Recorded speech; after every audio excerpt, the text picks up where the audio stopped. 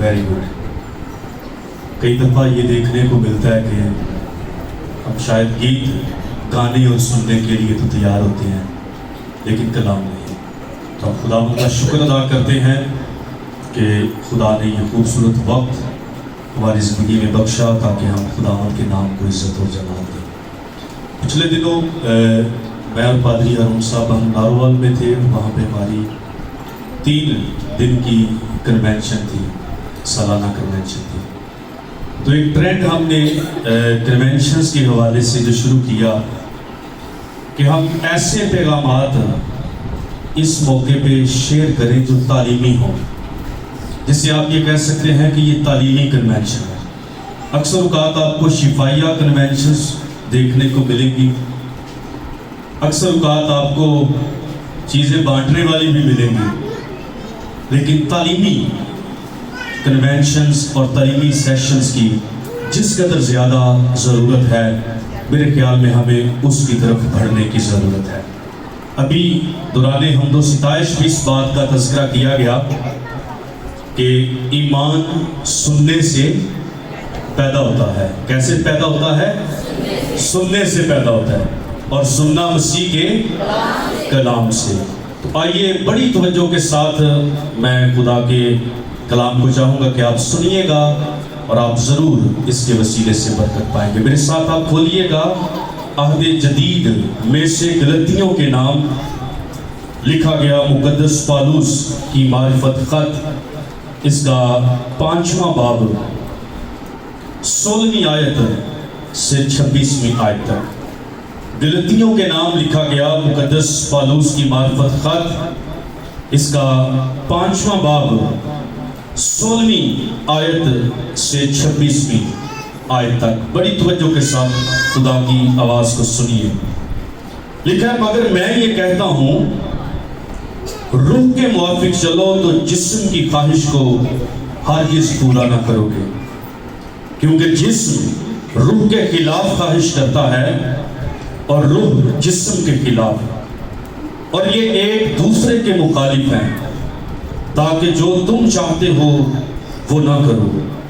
और अगर तुम रूह की हिदायत से चलते हो तो शरीयत के बाताहत नहीं रहे।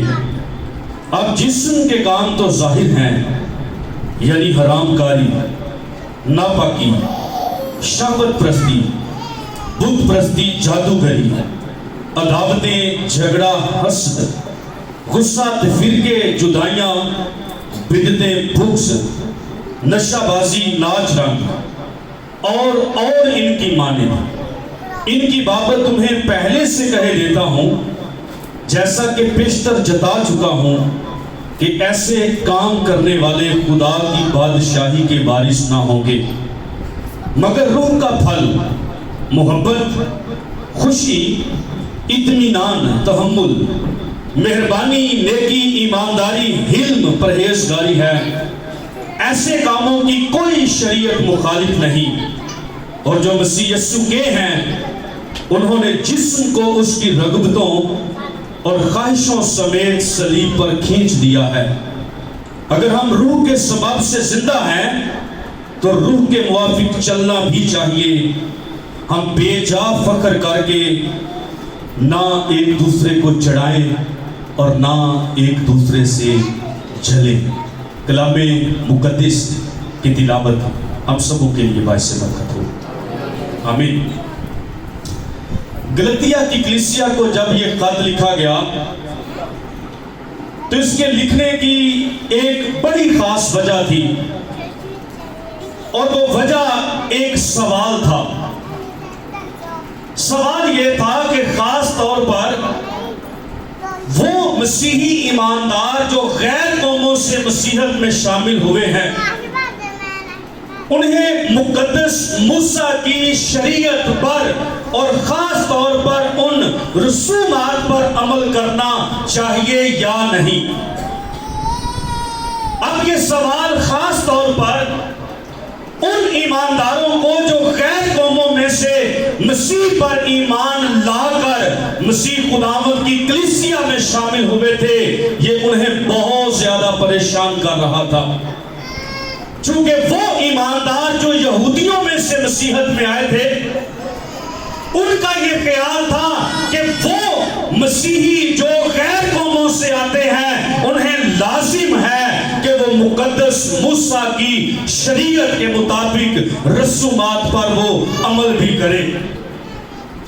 جب مقدس پالوس کو اس بات کا پتہ چلتا ہے تو وہ دلائل کے ساتھ پھر اس بات کو پیش کرتا ہے اپنے اس خط کے ذریعے، اور خاص طور پر جس خاص رسم کے تعلق سے بات کی جاتی تھی وہ ختنہ کرانا تھا۔ ان ایمانداروں سے کہا جاتا تب آپ سچے مسیحی ثابت ہوں گے، تب آپ آسمان کی بادشاہی کے وارث ہوں گے، تب آپ خدا کی حضوری میں مقبول ٹھہر سکیں گے اگر آپ شریعت کے مطابق اپنی زندگی کو بسر کریں گے۔ اور پھر اس سوال کے جواب میں یہ خط مقدس پالوس رسول نے لکھا، اور 5ویں باب میں وہ کنکلوژن آگے جا کر پیش کرتا ہے۔ پہلی آیت میں کہتا ہے مسیح نے ہمیں آزاد رہنے کے لیے آزاد کیا ہے، بس قائم رہو اور دوبارہ غلامی کے جوے میں نہ چھوٹو۔ پھر 5ویں باب کی 13ویں آیت میں وہ کہتا ہے اے بھائیو تم آزادی کے لیے بلائے تو گئے ہو، مگر ایسا نہ ہو کہ وہ آزادی جسمانی کاموں کا موقع بنے۔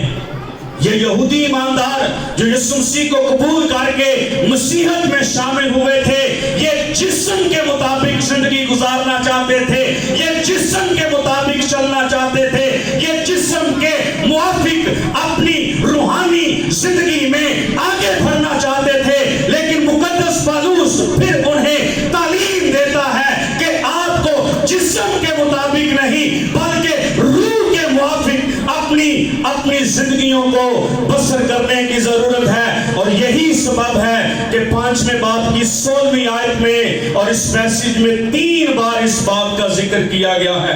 16ویں آیت میں لکھا ہے مگر میں یہ کہتا ہوں روح کے موافق چلو تو جسم کی خواہش کو ہرگز پورا نہ کرو گے۔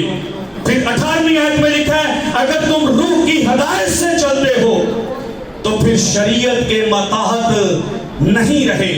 پھر 25ویں آیت میں کہا گیا ہے اگر ہم روح کے سبب سے زندہ ہیں تو روح کے موافق پھر ہمیں چلنا بھی چاہیے۔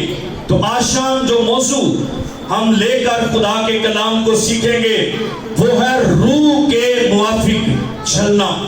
جیسا کہ اس کلیسیا کو اس بات کی ضرورت تھی، وہ جسم کے مطابق بڑھنا چاہتے تھے، وہ ان کاموں کو جو جسم کے ساتھ تعلق رکھتی تھی، جیسا کہ سر فرشت ختنہ کہا جاتا تھا۔ اور آج بھی اکثر اوقات یہ سوال مسیحی کلیسیا کے اندر پیدا ہوتا ہے کیا مسیحی کو ختنہ کرانے کی ضرورت ہے کہ نہیں؟ لیکن یاد رکھیے گا مقدس پالوس واضح طور پہ یہاں پر بیان کرتا ہے کہ آپ کو جسم کے موافق نہیں بلکہ روح کے موافق آگے بڑھنے کی ضرورت ہے۔ اور اس سلسلے میں وہ آگے 2 دلائل دیتا ہے۔ نمبر 1 چونکہ اب ہم روح کے سبب سے زندہ ہیں۔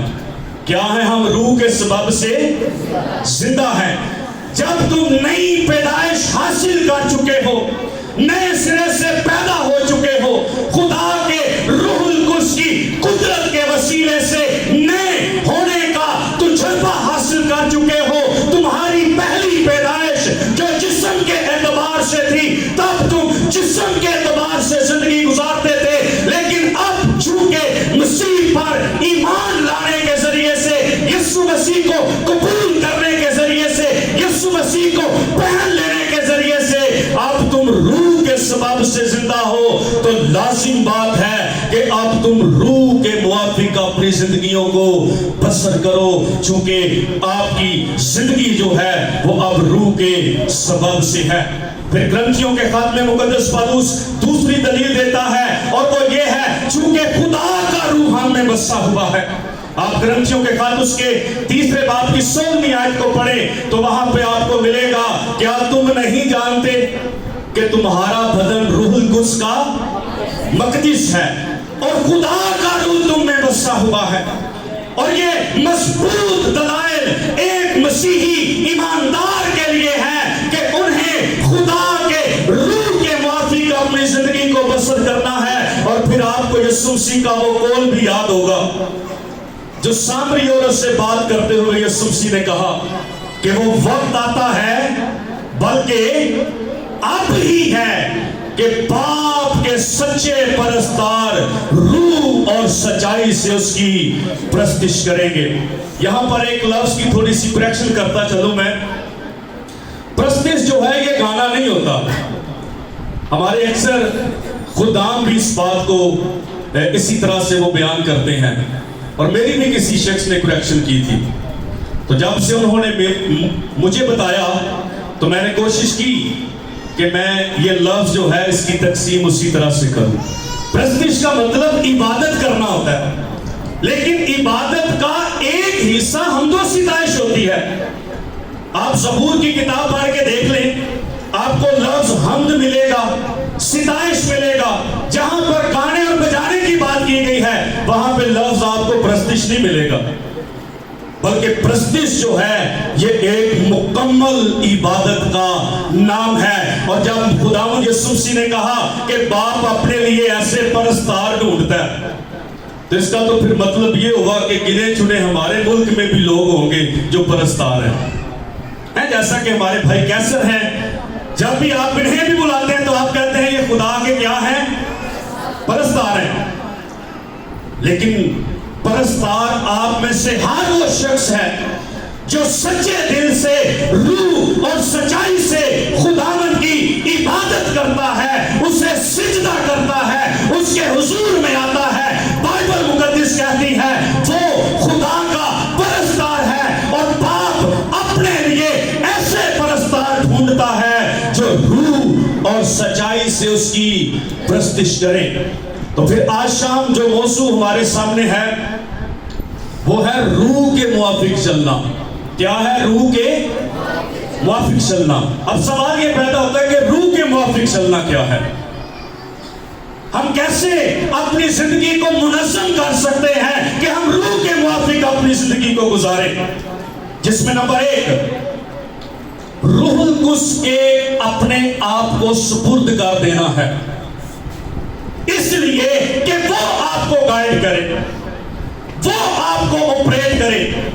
جیسا کہ ساؤنڈ سسٹم کو آپریٹ کیا جاتا ہے، ان کو غلط ہاتھ لگ جائے تو نالی چیکن لگ پے گا، لیکن اگر اس سے صحیح ہاتھ لگے، ماہر کاریگر اس سے چھوئے گا، تو یہی ساؤنڈ سسٹم کی آپریٹنگ کی وجہ سے ماحول جو ہے وہ چینج ہو جائے گا۔ جب مقدس پالوس یہ کہتا ہے کہ روح کے موافق چلو، تو اس کے کہنے کا مطلب یہ ہے روح القدس کے اپنے آپ کو سپرد کر دو تاکہ وہ آپ کو آپریٹ کرے، وہ آپ کی زندگیوں کی رہنمائی کرے، وہ آپ کے آگے آگے چلے، وہ آپ کو بتائے آپ کو کیا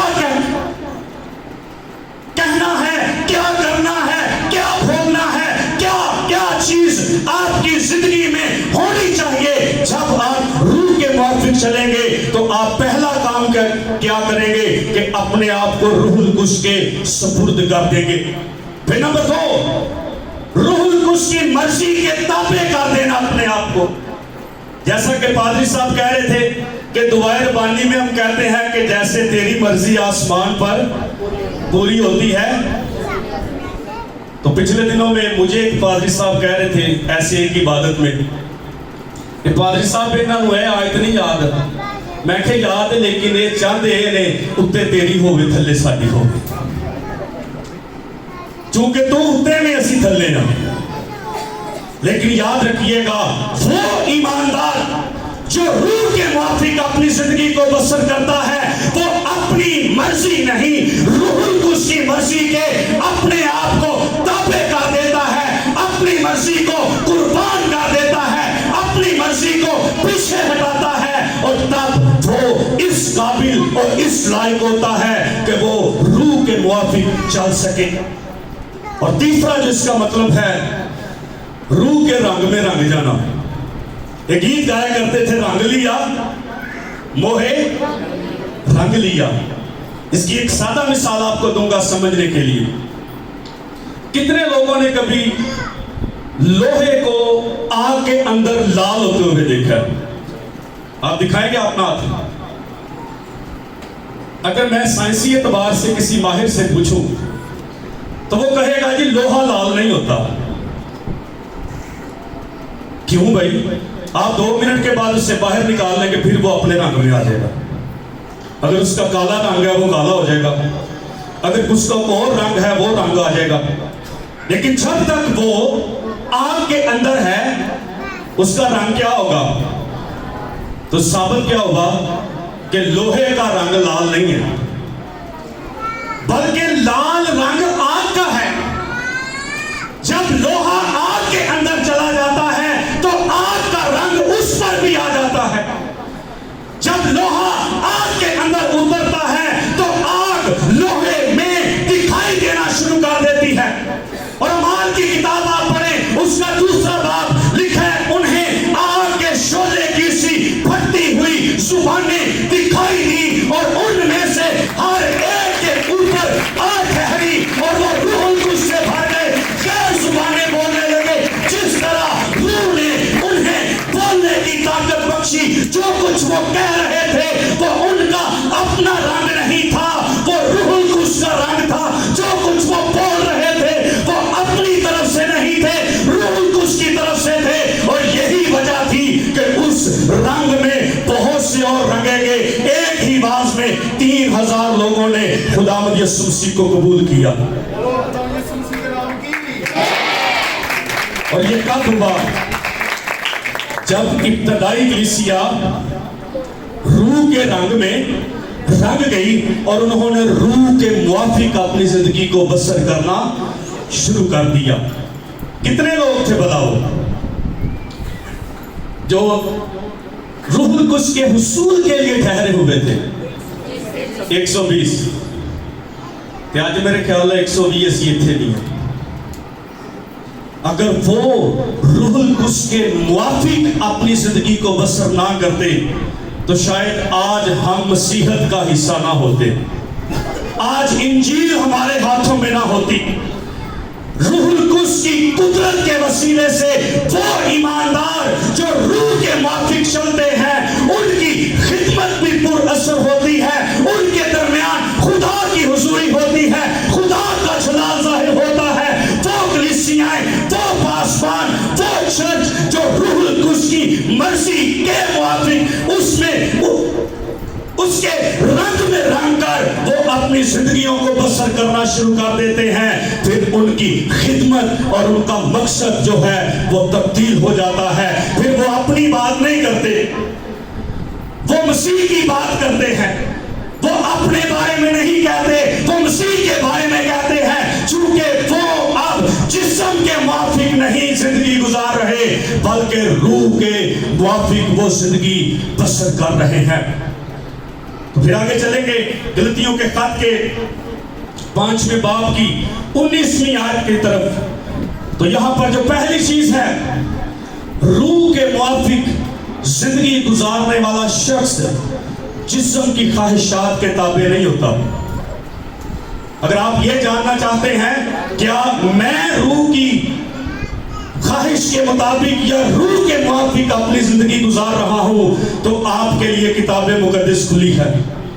آپ اپنے آپ کو پرکھ سکتے ہیں, آپ اپنے آپ کو جان سکتے ہیں. اکثر اوقات یہ سوال کیا جاتا ہے کہ جی ہم کیسے جان سکتے ہیں کون روحانی اور کون جسمانی ہے؟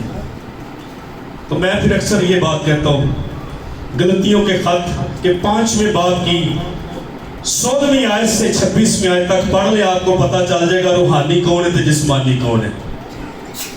ہم سمجھتے ہیں وہ شخص جو شاید بہت دعائیں کرتا ہے وہ روحانی ہے, وہ شخص جس نے بپتسمہ بھی لے لیا ہے رسمی طور پہ وہ بھی روحانی ہے, جس نے اپنا لباس اور اپنا پہناوا اس طرح سے رکھا ہے کہ وہ روحانی ہے. ہم یہ سمجھتے ہیں شاید وہ لوگ جو عبادت کے دوران اپنے ہاتھوں کو بڑا بلند کرتے ہیں, نعرے لگاتے ہیں, ہاتھوں کو لہلہاتے ہیں, وہ روحانی ہے.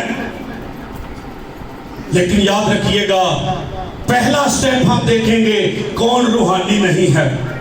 तो 19वीं आयत में क्या लिखा है, मगर जिस्म के काम जाहिर हैं यानी हरामकारी। क्या आप मान सकते हैं हरामकारी चर्च में भी होती है? चर्च में सारे के सारे फरिश्ते नहीं होते। बहुत से लोग हैं जो जिस्म के ऐसे गुनाह में जिंदगी मुसलसल गुजार रहे होते हैं जिससे वो छूटना भी चाहते हैं और वो नहीं छूट पाते। शायद अगर मैं आपसे पूछूं, कई आपकी जिंदगी में भी ऐसी कमजोरियां होंगी जिससे आप छूटना चाहते हैं लेकिन नहीं छूट पाते। ध्यानदारी के साथ हाथ उठा सकते हैं। हाँ, आज खुदा का कलाम आपको सिखाएगा आप कैसे उनसे छूट सकते हैं, क्योंकि ये काम मेरी और आपकी मर्जी और मेरी और आपकी ताकत से बड़े हैं। इनकी ताकत हमारी मर्जी से ज्यादा है। इन पर गालिब आने के लिए हमें ऐसी ताकत की जरूरत है, ऐसी कुदरत की जरूरत है जो इनसे बालातर हो, और वो उसी वक्त किसी भी ईमानदार की जिंदगी का हिस्सा बन सकती है जब वो रूह के मुआफिक चलना शुरू कर देता है। तो रूह के मुआफिक चलने के लिए 3 बातें मैंने बताई थी। नंबर 1, रूहुल कुद्स के अपने आप को सुपुर्द कर देना कि ऐ खुदा रूह, जैसे तू चाहता है मेरी जिंदगी को ऑपरेट कर। रूहुल कुद्स की मर्जी के ताबे हो जाना। और तीसरी बात मैंने कही थी, रूह के रंग में। तो जितने ऐसे लोग हैं जिनकी जिंदगी में ये पहली कमजोरी है, आप में से अक्सर लोग ऐसे होंगे जो अक्सर छूटना चाहते हैं लेकिन छूट नहीं पाते। आए मुमकिन है आपने अमली तौर पे से परफॉर्म ना किया हो, लेकिन यीशु मसीह ने तो ये भी कहा था जिन्हें सोच ही लिया। तो आज सोशल मीडिया ने हमारे लिए और ज्यादा आसान कर दिया है। हम सोचने से बढ़कर उसे देख भी लेते हैं। मैं अक्सर एक बात करता हूं, जितने लोगों के हर एक फोन के हिस्से में पासवर्ड होते हैं, इसका मतलब है वो खराब है, कुछ गड़बड़ है। और गड़बड़ क्यों है? क्योंकि उनके फोन के अंदर ऐसी चीजें होती हैं जो वो शायद अपने बाप और अपनी माँ और अपनी बहन और अपने भाई और अपने पासवान को दिखाना नहीं चाहते। लेकिन अगर वो उनका फोन बिल्कुल ओपन है, कोई भी देख ले, चर्च में भी कुछ चेक कर ले, उन्होंने अंदरों कोई खिंच नहीं पैंदी। इसका मतलब है वो किसी ऐसे गुनाह का शिकार नहीं है जो उनकी जिंदगी को बर्बाद कर रहा है। अगर आप में से कुछ लोग जो समझते हैं कि जिस्म की ख्वाहिशात के आज भी गुलाम हैं, फिर अपने आप को पेश करें कि आज से मैं अपनी जिंदगी खुदा के रूह के मुआफिक गुजारना शुरू करूंगा। और फिर लिखा है नापाकी। नापाकी लिए एक बड़ा अजीब जहा सवाल होता है। आज अगर किसी बंदे को कहो ना कि यार है काम जेड़ा ना ऐ नहीं ठीक, ऐ नहीं तू करना, तो वो कहेगा जी नहीं नहीं कलाम च इंज नहीं लिखिया। वो इंज लिखिया है जेड़ी चीज अंदरों बाहरों अंदर जाती है वो बंदे को नापाक नहीं करती, ते जेड़ी अंदरों बाहर आती है वो बंदे को की कर देती है, नापाक कर देती है। एक बुजुर्ग थे, किसी दोस्त ने ये बात मुझे बताई, कहते ने अक्सर पादरियों को फसा लेंदे सन। ते पादरी साहब नहीं है काम जड़ा ना भी नहीं बंदे को नापाक करता, ऐ भी नहीं बंदे को नापाक करता। वो फिर किसी एक वेले किसी सियाने जे पादरी साहब के ढाए चढ़ गए। पादरी साहब आते ने जी पादरी साहब मैं तो चैलेंज करना, तुसी मैनू साबित करो कि यह चीज जी है मेरे बदन को नापाक कर रही है। पादरी साहब ने कहा जी डब्बी कोल ही है। आंदे ने नहीं जी वो तो मेरे कोल ही रहती है। उन्हें कहा कड्डो बाहर कढ़ के उन्हें कहा जी लाओ जी अपनी डब्बी दे विचों सिगरट। बाबा जी बड़े दलेर सन, उन्होंने लाया उच्ची सारी वास्ते ला लू के ना बाबे ने आते ने, बाबा जी जिन्ना तुहाडा साह है ना ओना खिंचना जी। बाबे का अद्धा को खिंच छड़िया, जिस तरह ही अद्धा को खिंचिया गया तो पादरी साहब आते ने बस बस जी ऐ हुण जिहड़ा खिंचिया बाहर नहीं कढना, इनू अंदर ही रहन दिओ, चूंकि बाहरों अंदर चला गया तो ठीक है, तुहाडी गल मैं रखना ऐ तो ठीक है, ऐ बाहरों अंदर गया तो तुहानू नापाक नहीं करेगा, लेकिन उन अंदरों बाहर ना कढ़िया जी, ऐवी किते नापाक ना हो जाओ। बाबे रा कोई औखा सौखा करके अपना साथ घुटिया ते हौली हौली वो घुटिया ही जान लगा। बाबे रा जल्दी जल्दी नक थानी भी कढ़िया, काना थानी भी कढ़िया, मूँह थानी भी कढ़िया ते कढ़ के कहते ने पादरी साहब तुसा मैनू जित लिया। आंदे ने मैं बड़े पादरी फसाए ने, लेकिन अज तुसा मैनू फसा लिया। मेरे एक दोस्त थे तो मुझे उनके बारे में पता चला कि उन्होंने तौबा कर ली है, तो मैं उन्हें मिलने के लिए गया। मैंने कहा यार मैं आपको मुबारक देने के लिए आया हूँ, तो नाल ही ना उन्होंने इथों करके ना होंठ मैनू सुझिया हुआ नजर आया। मैं कि यार इत्थे की होया? आंदा यार बाकी सारा कुछ छुट गया, बस सही रह गया, ये भी छूट जाएगा। तो मैंने कहा भाई तो तुमने तौबा किस चीज की है? तुझे ये नहीं पता कि तू रूह के सबब से अब जिंदा है? तुझे ये नहीं पता कि खुदा का कलाम इसके मुतालिक क्या कहता है? लिखा है कि हर तरह की हरामकारी, नापाकी, शहवत परस्ती, उत्परस्ती, और अफसोस के साथ आज भी मसीही लोग एक खुदा को कबूल करने के बावजूद, जिंदा खुदा पर ईमान लाने के बावजूद बुत परस्ती से अपने आप को बाज नहीं रखते। फिर आगे लिखा है जादूगरी, अदावतें, झगड़ा। रूह के माफिक चलने वाला शख्स झगड़ा नहीं करता। हसद के बारे में है कि ये एक ऐसी आग है जिसमें बंदा जल कूद रहा होता है और मरने की तवक्को दूसरे की करता है कि मर जे। ऐ बंदा यार इत्थे कहीं आ गया, इत्थे उत्ते मैनू होना चाहिए सी। और आपको पता है ये ऐसा गुनाह है जो लूसीफर के अंदर भी पैदा हुआ था। उसने सोचा मैं अपना तख्त खुदा के तख्त से भी ऊपर ले जाऊंगा, लेकिन फिर किथे आया? उत्ते टुर गया, ये उतों थले आया था।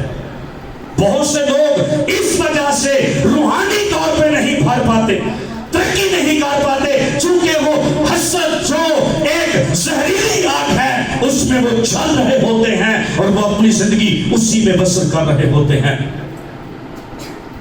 फिर आगे लिखा है गुस्सा, फिरके, जुदाइयां, बिदतें, बुग़्ज़, नशेबाजी, नाच रंग और इनकी मानिंद। इसका मतलब है ये लिस्ट जो है ये एंड नहीं हुई अभी, बल्कि और भी इनकी मानिंद कुछ चीजें हैं। बहुत दफा हमारे मसीही भोले बनने की कोशिश करते हैं, सादा बनने की कोशिश करते हैं, ये ख्याल करने की कोशिश करते हैं कि नहीं ये काम हम कर लेंगे, एडा बड़ा कोई गुनाह नहीं, ये इतना बड़ा कोई कसूर नहीं, ये चीज हमारी रूहानी जिंदगी को, हमारी निजात को मुतासिर नहीं कर पाती। लेकिन याद रखिए अगर तू रूह के मुआफिक नहीं चलता तो तेरी जिंदगी के वो काम ना सिर्फ तुझे बल्कि तेरी रूहानी जिंदगी को भी बर्बाद कर देंगे। और कलाम में लिखा है ऐसे काम करने वाले आसमान की बादशाही के वारिस। और ये फतवा मेरी तरफ से नहीं है, ये किसी और पादरी की तरफ से नहीं है, ये किसी मिशन का फतवा नहीं है। मैं अक्सर कई दोस्तों को कहता हूं, मैं कि यार साडा पैर ते गीता च नहीं उठता ते ब्याहां ते किंज उठेगा। मेरे एक दोस्त थे पेशावर पादरी साहब, हम उनकी शादी पे चले गए, वो बथेरा मैनू खिंचन, मैं क्या नहीं यार है पैर जेड़े ने इंज दे नहीं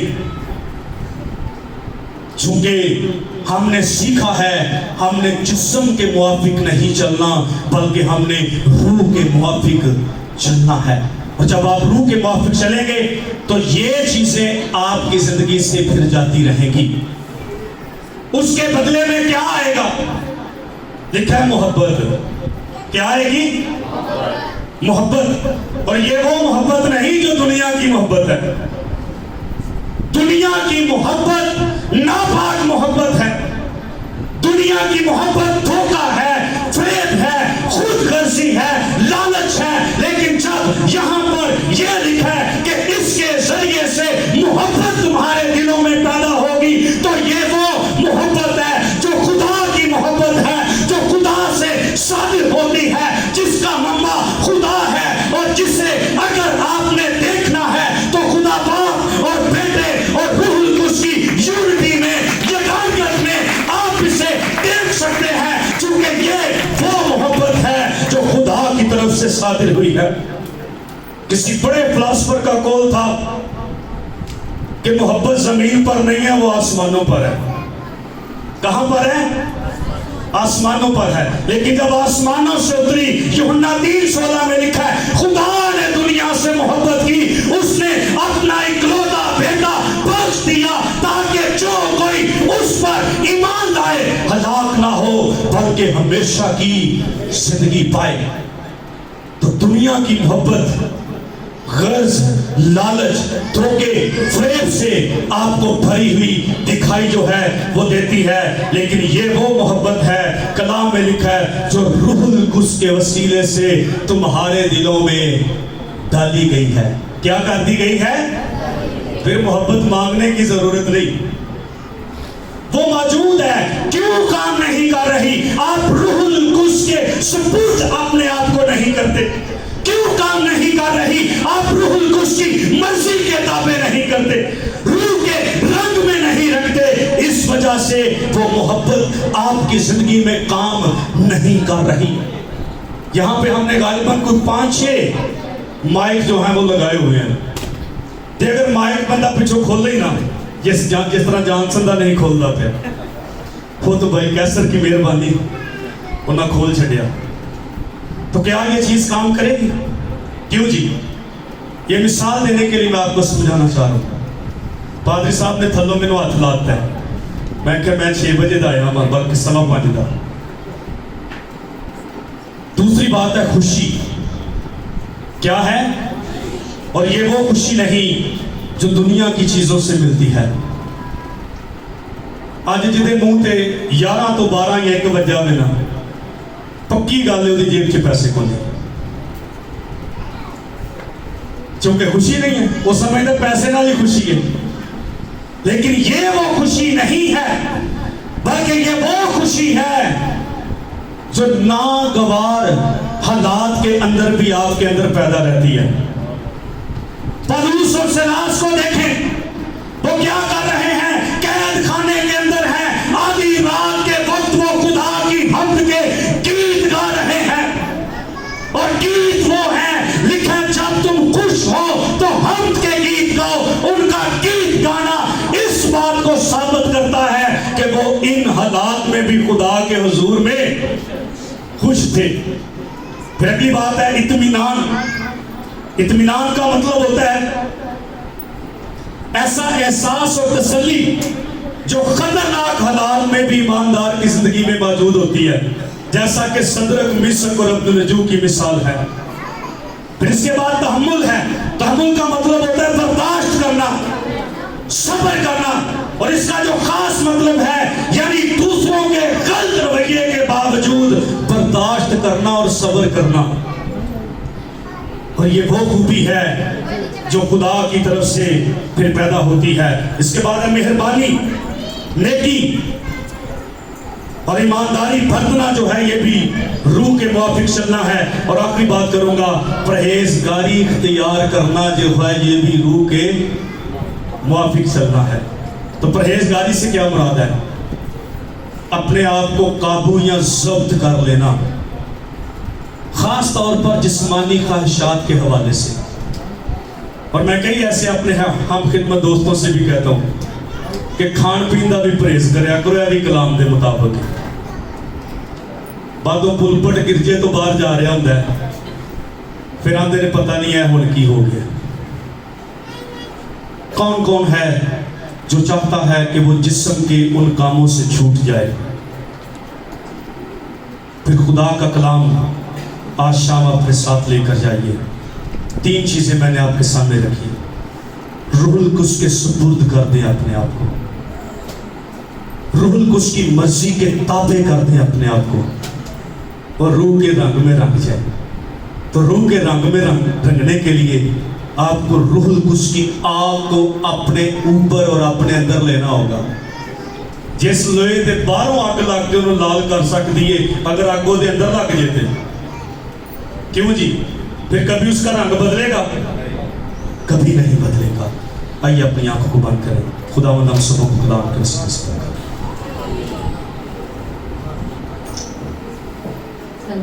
سبھی اپنی آنکھوں کو بند کریں، خداوند کی حضوری کو محسوس کریں، کیونکہ خدا کے خادم نے آج جو ہماری زندگی میں